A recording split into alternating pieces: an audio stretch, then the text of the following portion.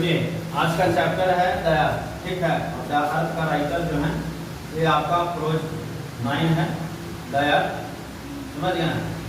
और इसमें आज हम लोग पढ़ेंगे कि द अर्थ का राइटर कौन है, क्या है द अर्थ का राइटर कौन है। सुनिए ध्यान से, द अर्थ का राइटर जो है ना वो आपका H.E. बेट्स है। कौन है? H.E. बेट्स, यानी इसका शॉर्ट में नाम आपका कोई पूछ दे तो H.E. बेट्स। क्या नाम है छोटी? H.E. बेट्स। क्या नाम है? H.E. बेट्स। और H.E. बेट्स का अगर पूरा नाम पूछेगा तो हर्बर्ट अर्नेस्ट बर्ड्स, समझ गए ना। ऐसे शॉर्ट में याद रखिएगा, द अर्थ का जो राइटर है वो H.E. बर्ड्स है। इनका जन्म होता है 16 मई 1905। 16 मई 1905। 10 दिन आपका कहाँ पड़ता है? इंग्लैंड। कहाँ पड़ता है सर? इंग्लैंड में। कोई पूछ देंगे कि H.E. बेट्स जो दर्द का राइटर हैं वो कहाँ का निवासी थे? इंग्लैंड के। कहाँ का? इंग्लैंड। उनका जन्म कब होता है? 16 मई 1905। कोई दिक्कत? बंगाल विभाजन याद रखिएगा 1905, उस दिन जन्म लिए थे कौन? H.E. बेट्स।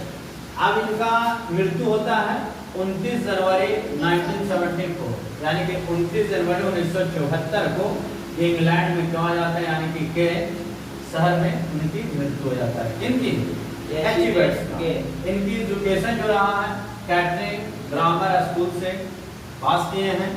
और ऑक्यूपेशन इनका जो पेशा रहा है एक नॉवेलिस्ट हैं और शॉर्ट स्टोरी लिखे हैं। कैसा स्टोरी? Short story. कौन?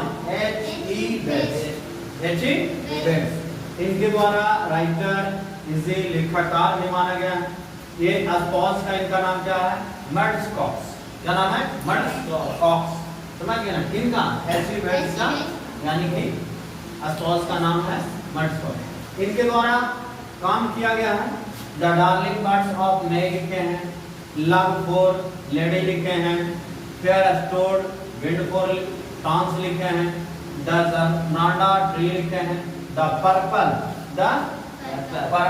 प्लेन भी इन्होंने लिखने का काम किया है। सबसे इम्पोर्टेंट इनका वर्क है। इनका वर्क जो इम्पोर्टेंट है वो आपका कौन कौन है sir? The darling birds of May, love for Lydia, इसके बाद fair stored of wind for France, और इसमें है द जकारांडा ट्री और एक पर्पल प्लेन। ये सब किनके द्वारा लिखा गया है? H.E. बेट्स। इनके द्वारा H.E. बेट्स के द्वारा, समझ गए ना। अब इनके देखिए H.E. बेट्स का थोड़ा सा कहता है। H.E. बेट्स का जो जन्म होता है 1905 में। 74 कहाँ से? 1905। उनकी डेथ होता है 1974। 5 में जन्म लेते हैं। कहाँ जन्म लेते हैं? इंग्लैंड में।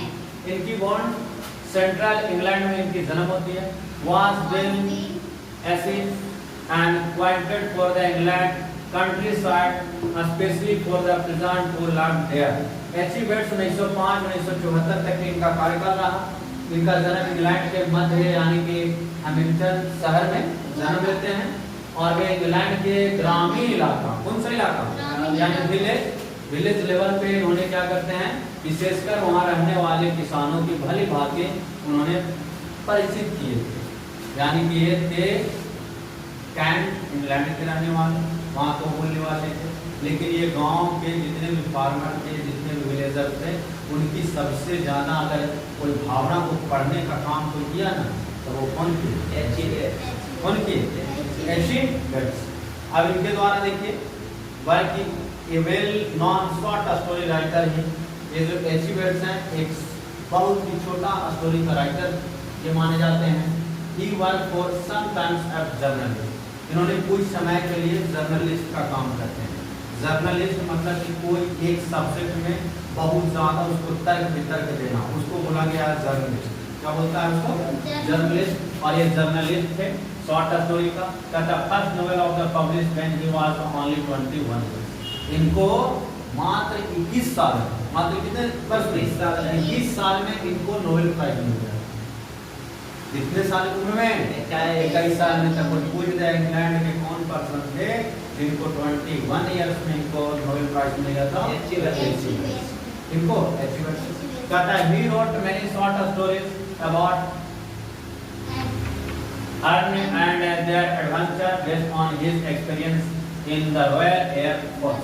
इन्होंने बहुत सारे रॉयल फोर्सेस थे विलेज में, उन सभी के बारे में इन्होंने क्या किया है, लिखने का काम किया। कौन?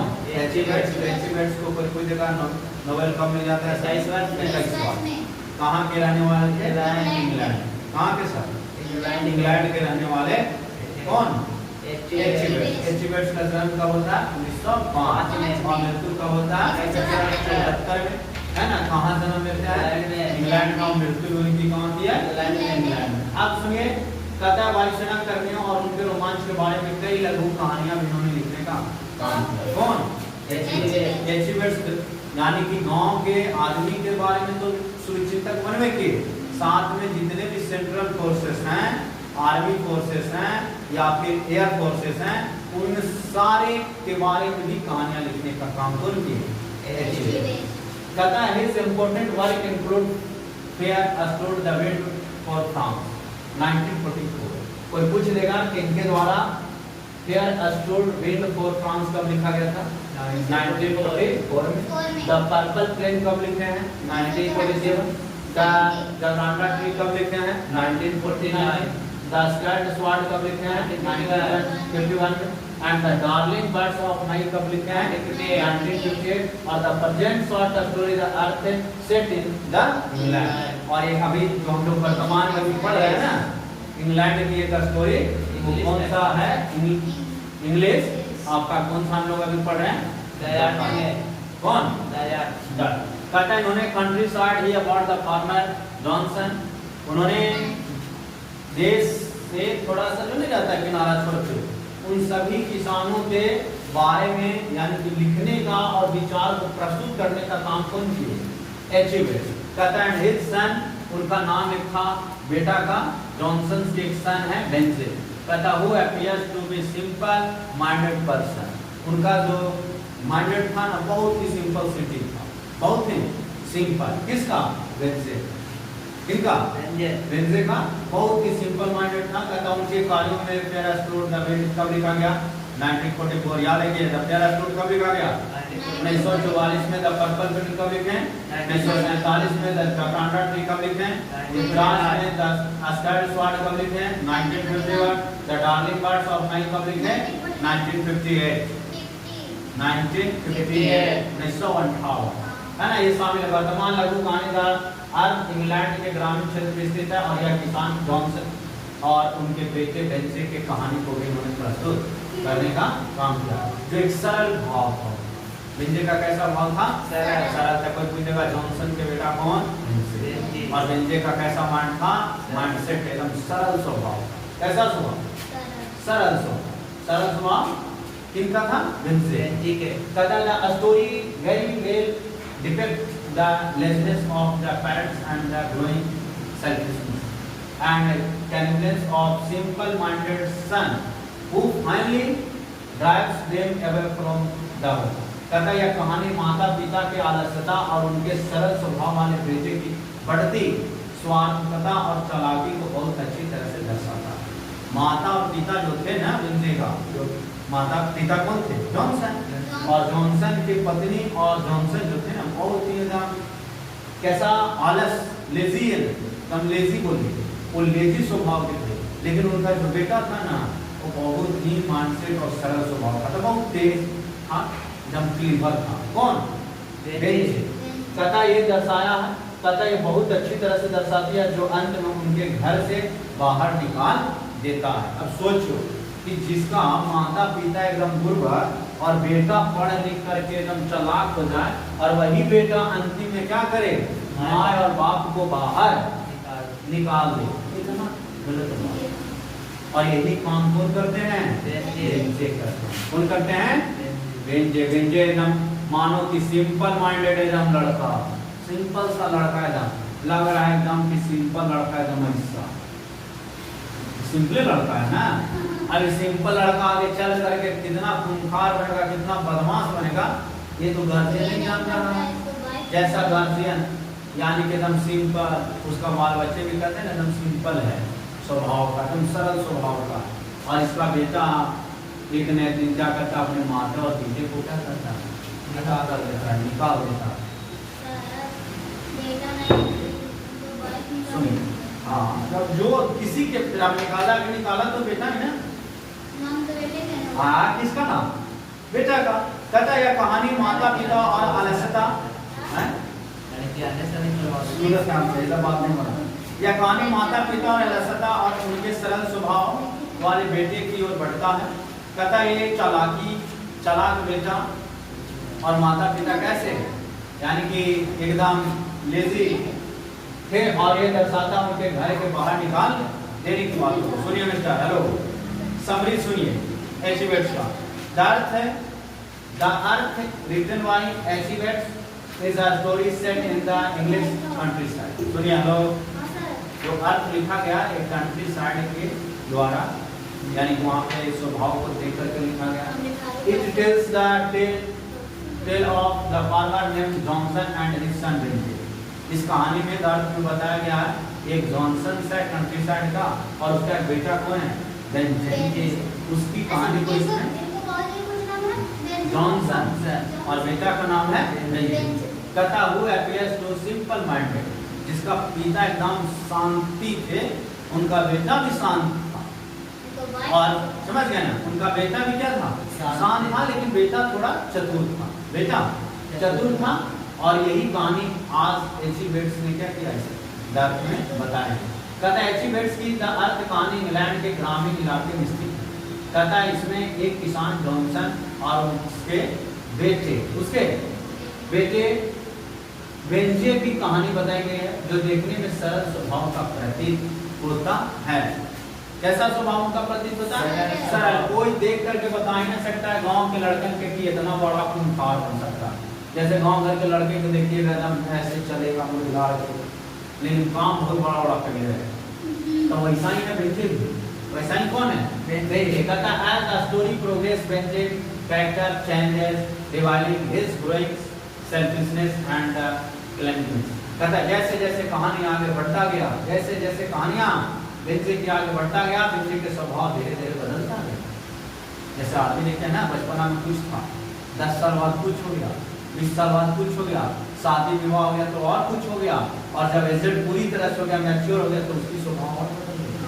और वही होता है किसके साथ, बेंजे के साथ। जैसे जैसे जैसे जैसे टाइम बदल गुजरता है, वैसे वैसे बेंजे भी अपने आप में बदलाव आता है। कहता है बेंजे के स्वभाव बदलाव आता है, उसकी स्वार्थता और चालाकी भरकर सामने आ जाता है। जैसे कोई लड़का होते हैं ना, ज्यादा क्लीवर होते हैं, और ज़्यादा क्लीवर होते हैं, तो उसको हमेशा वो घर में ही चीट करेगा। तो चीट करना अच्छी बात है, लेकिन ओवर माइंडेड भी ठीक ठाक नहीं होता है। और यही ओवर माइंडेड काम कौन कर देते हैं, जो माता पिता को ऐसा उम्मीद नहीं था कि हमारा बेटा आगे चल करके ऐसा माइंडेड निकलेगा, और हमें ही एक दिन क्या करेगा, घर से बाहर कर देगा। कहता है ही eventually drives his lazy parents away from their home, showing how the seemingly innocent nature sides of more manipulative sides. The story highlights the complex of human nature and the unexpected way people can change it. धीरे धीरे देखा गया अंत में वह अपने आलसी माता पिता को उनके घर से ही क्या कर देता है, बाहर निकाल देता। यह कहानी मानव स्वभाव की जटिलताओं और लोगों को अप्रत्याशित यानी बदलाव को क्या करता है, दर्शाने का काम करता है। तो किसके द्वारा ये काम किया गया था, बेंजे के द्वारा। बेंजे के माता पिता का क्या नाम था, जॉनसन। कैसे एकदम थे, लेजी व्यक्ति थे, एकदम शांति सुशील व्यक्ति थे। वैसा उम्मीद उनको नहीं था बेटे से, लेकिन बेटा बहुत क्लेवर माइंडेड था, और क्लेवर माइंडेड की वजह से इनको क्या कर देता है, एक ना एक दिन धीरे धीरे अपना बदलाव करता। बदलाव करने के बाद माता पिता को भी क्या करता है, बाहर निकाल देता। अब सुनिए द अर्थ का राइटर कौन है सर, एचिवेट्स का जन्म कब होता है, 1905। कहाँ जन्म होता है, England. The Johnson on it a 4 एकड़ प्लॉट। कोई पूछेगा कि जॉनसन ऑनर है कितने एकड़ प्लॉट का, उसके पास 4 एकड़ प्लॉट है। कितने का, 4 एकड़। पूछेगा कि जॉनसन के पिता या तो दादा या तो उनके पूर्वज के पास कितने एकड़ का प्लॉट था, 4 एकड़ का प्लॉट था। कितने एकड़ का, 4 एकड़। बेंजे वाज नॉट इंसेंट। वेंजे कैसा नहीं था, सिंसियर नहीं था, यानी कि वो डरपोक नहीं था, वो फीवर माइंडेड में था। फिर कहता है वेंजे बैट हैड ना, Benjy had the large loose limbs और the doctor suggested Benjy parents to let him to show occupation. Doctor क्या कहता है कि आप अपने माता पिता के जो है ऑक्यूपेशन उसी की वजह से ऐसे आप काम करिए, लेकिन ये बेटा तो आप से दूर हो जाता है। समझ गए ना? इसके बाद 7वां क्वेश्चन कहता है Benjy kept his head in a wire coop, Benjy understood the what he had first and last thing. Benjy क्या करता है, पहले बार अंतिम बार सोचता है, अपने सोच समझ के उसको बाहर कर देता है। किसको? जॉनसन। कहता है the earth had headed for the Johnson assembly and Benzie parents handed him the passbook when he was 21. कितने पासबुक थे उसके पास? 21 पासबुक थे। कहता Benzie parents had lost and distracted. Benzie purchased the land of Mr. Whitmore. किससे? यानी कि विथमोर है का एक आदमी, उससे वो जमीन को क्या करता है? परचेज करता है, आधा करता है। हाँ, ये विथमोर पैसा हो जाता है बेंजे के पास, तो ये जमीन को क्या करता है? खरीद लेता। और जमीन किसका था? मिस्टर विथमोर का। किसका? The name of Benjy wife was Florence. कोई पूछ देगा कि बेंजे के पत्नी का क्या नाम था? फ्लोरेंस। और सब इसके सामने काम करता है, फ्लोरेंस के चक्कर में सब कर देता है। बेंजे dropped his from the house parents. H.G. Wells published his first novel when he was 21 years old. Benzie wanted to his parents buy, पिता के नाम से क्या करता है? खरीदता, लेकिन पिता को लगता है कि सब पासबुक दे रखे हैं, ये इसकी अहमियत को नहीं समझ पाएगा। सारा पासबुक 25 पासबुक था उसके पास, सब पासबुक को क्या करता है? ले लेता है। कौन? Benjy. Benjy parents did not like because the grey eyes Florence, यानी कि बेंजे के पत्नी को कौन नहीं चाहती थी? तो पेरेंट्स नहीं सुभाता था किसको? फ्लोरेंस को। बेंजे के जो माता पिता थे ना, उनको अच्छा कौन नहीं लगता था? फ्लोरेंस। और फ्लोरेंस को भी अच्छा कौन नहीं लगते थे? माता और पिता। और यही चक्कर में दोनों क्या हो जाते हैं? घर से डिवाइडेशन निकल जाता है। समझ गए ना? इसके बाद सुनिए, Benjy left school at the age of 14, यानी कि कितने साल में वो छोड़ता स्कूल को? मात्र 14 साल में ना। कहता Florence later on becomes the wife of Benjy. Florence किसकी पत्नी बन जाती है? बेंजे के। कहता Benjy was the son of Johnson. Benjy के क्या बेटा? जॉनसन का। जॉनसन का कितना बेटा था? एक है ना। उसका लड़ाई किससे चलता था? वाइफ से, फ्लोरेंस से। फ्लोरेंस कौन थी? जॉनसन की बेंजे की औरत, बेंजे की औरत, यानी पुतौन हो गई जॉनसन के। कहता why the real owner of the land कौन था? सैंडर्स। कोई पूछ जगह 4 एकड़ जो जमीन था, उसका रियल जो ऑनर था वो कौन था? सैंडर्स। लेकिन सैंडर्स को कहता था कि हमारे दादा का है बेंजे। बेंजे कहता था कि हमारे दादा का है जमीन। और ये जमीन कहाँ से खरीदा था? ये फ्लोरेंस के पिता जिसे जमीन ये खरीद लिया था, सैंडर्स। समझ गए ना? बेंजे वांटेड टू मैरी फ्लोरेंस। बेंजे किससे शादी करना चाहते थे? फ्लोरेंस से। फ्लोरेंस अच्छी थी।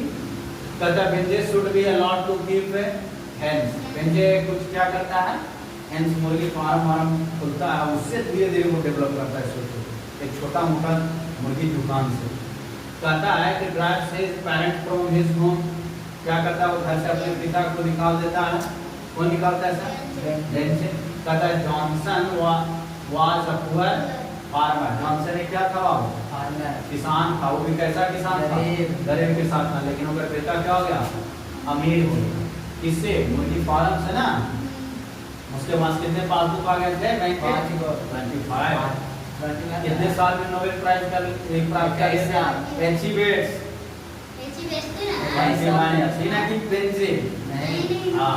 बेंजे के बारे में और जॉनसन के बारे में लिखे हैं कौन? ये चीज को ध्यान रखना। The suggested that Benjy's should be allowed to keep hands doctor, यानी कि मुर्गी को देख रेख करने के लिए वेंजे क्या लगता किया था, डॉक्टर। पता है ना बीमारी मुर्गी में कौन सा बीमारी चलता है, रानीखेत। और रानीखेत जब आ जाता है तो मुर्गियां झुकना शुरू हो जाता है, लाखों संख्या में मुर्गी क्या हो जाती है, पट पट मरता है, उसमें वायरस है वो फैलता है। The bank will give interest on it and the ones they will when they are 21. सुनो, when they had left the school and कितना साल में छोड़ दिया था बाबू, 16 साल में ना, कितना साल में, 14 साल, सॉरी 14 साल, हाँ 14 साल। कहता for many years when their father had been local pressures। अब इसका कहानी और है, देखिए when their parents पासबुक में he was years old, उसको कितने साल में देते हैं, 21 साल में। तुम अपना क्या करो, पासबुक ले जाओ। कहता there was more than 230 pounds। कहता Johnson rented land for Sanders, किससे लिया था, सैंडर्स से। किस पे, रेंट पर। When they moved into the house with as wife as कितना हो रहा था, 40 साल। फ्लोरेंस का कोई पूछ देगा कि वेंजे के जो पत्नी थी उसको उम्र कितनी साल, 40 साल। किसका, फ्लोरेंस। और वेंजे का पत्नी का नाम क्या था, फ्लोरेंस। क्या नाम था, फ्लोरेंस। कहता Benjy told his parents is in the kitchen और Benjy left his on the prevent parents. और लास्ट है the earth is a story है। और कैसा स्टोरी है, शॉर्ट स्टोरी। और एक इनको ऊपर लिखा गया है, एक विलेज है जॉनसन सोन के बेटे को, इनको पर जॉनसन सोन। अब सुनिए यहाँ पे कहता है what silent belief did Benjy parents cherish about their lands. कहता है Benjy parents cherish a silent belief that the land would one day ought to grow its property by itself। वो एक दिन कहता है वेंजे के माता पिता मानते थे कि एक दिन जमीन अपनी गरीबी को खुद ही बात कर लेगा। समझ गए ना, कोई चाहते ये जानते थे, माता और पिता। किसका, वेंजे का। कहता है हम माता और पिता। कहता है जस्टिफाई द टाइटल दैट, अर्थ का टाइटल क्या है तो सुनिए।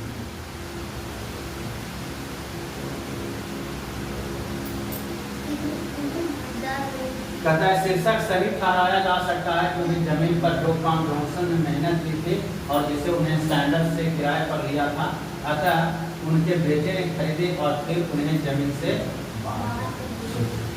पिता ने उस जमीन को सैंडर्स से क्या किया, खरीदा रेंट पर।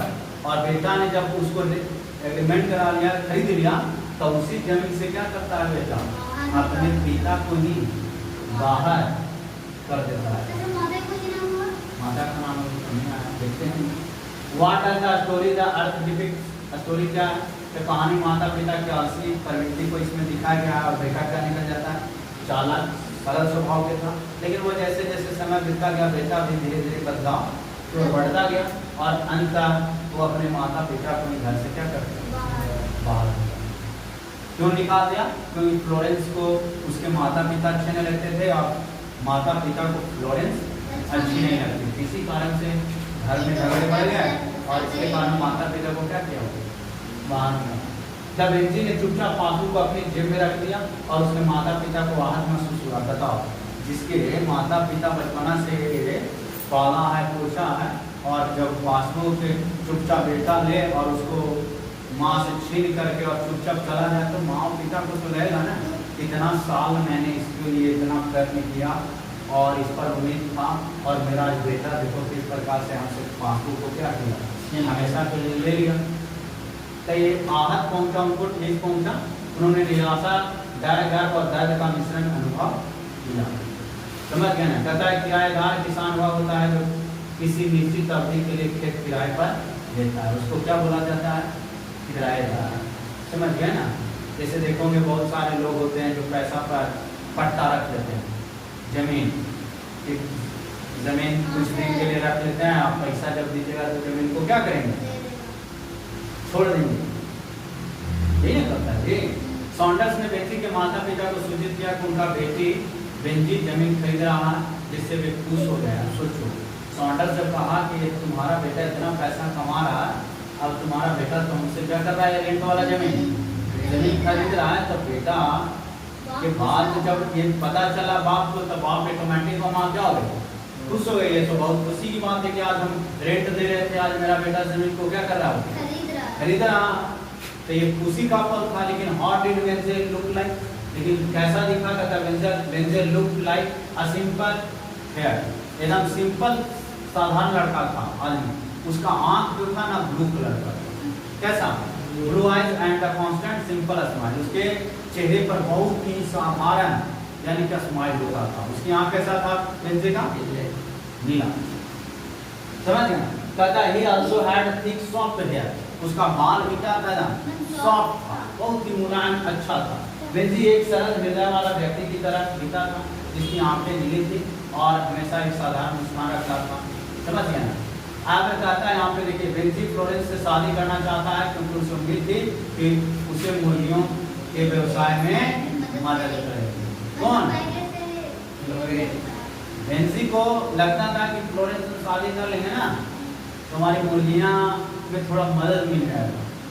लेकिन मदद मिलता क्या, तो कहता what did Benjy want to do with the money, Benjy wanted to money pieces of land with the money. जैसे ही उसके पास पैसा हुआ वो जमीन खरीदना शुरू कर दिया, और जमीन खरीदना भी चाहता था। कौन, वेंजी।